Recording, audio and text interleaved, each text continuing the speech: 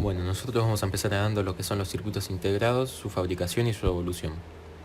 Primero vamos a ver la fabricación de un circuito integrado, que son los pasos. Primero está la preparación de la oblea, que es donde el cristal se rebana para producir obleas circulares de un espesor determinado que podrán estar excesivamente o levemente impurificado, con más o menos electrones. Después procede a la oxidación, donde es el proceso químico de reacción del silicio con el oxígeno para formar dióxido de silicio, la difusión, que es el proceso mediante el cual los átomos se mueven de una región de alta concentración a una de baja, la implantación de iones, que es otro método para introducir átomos de impurezas en el cristal semiconductor, la deposición por medio de vapor químico, la metalización, la fotolitografía y por último el empacado, que es donde se unen varios cientos de circuitos o chips terminados en la oblea. Y también los componentes electrónicos que se usan en la fabricación de circuito integrado son los MOSFET, las resistencias, los capacitores, los transistores PNP lateral y los resistores de base P y de base estrecha, todos estos de carácter SMD. En este apartado del video veremos la fabricación de los circuitos integrados. Existen al menos tres tipos de circuitos integrados. El primer tipo son los circuitos monolíticos. Estos están fabricados en un solo monocristal, habitualmente de silicio, pero también existen en germanio, arsenurio de galio, silicio germanio, entre otros. El siguiente tipo de circuitos integrados son los híbridos de capa fina.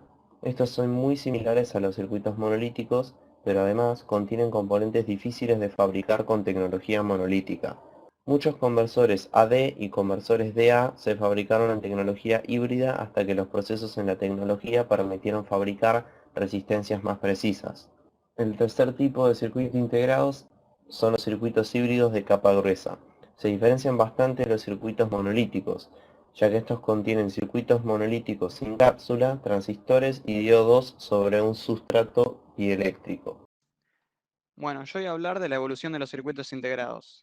Para empezar hablando de la evolución, primero tenemos que tener en cuenta a los transistores. Los transistores, el primer transistor fue creado en el año 1947 por un hombre llamado Barden-Brettain y que se lo llamó básicamente de puntos de contacto porque era un bloque de germanio al que se le ponían dos conductos de oro que estaban muy separados entre ellos.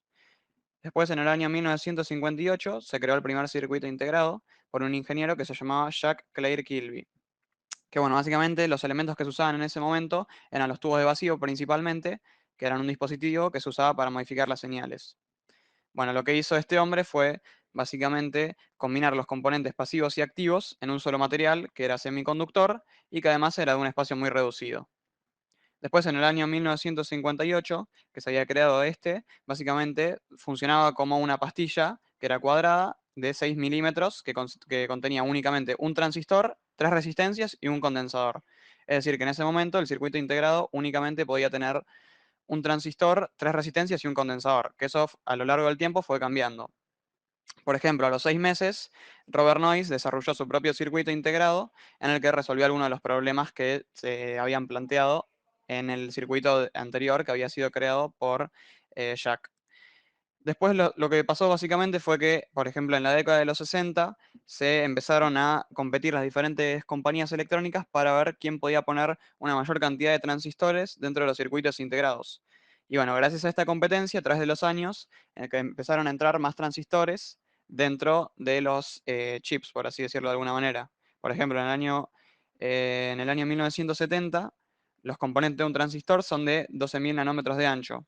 Después en el año 1980 se vuelven de únicamente 3.500, en el año 1990 se vuelven de 800, y bueno, hasta llegar a la actualidad, en el que hoy básicamente se encuentran miles de millones de transistores dentro de los microprocesadores de nuestras computadoras.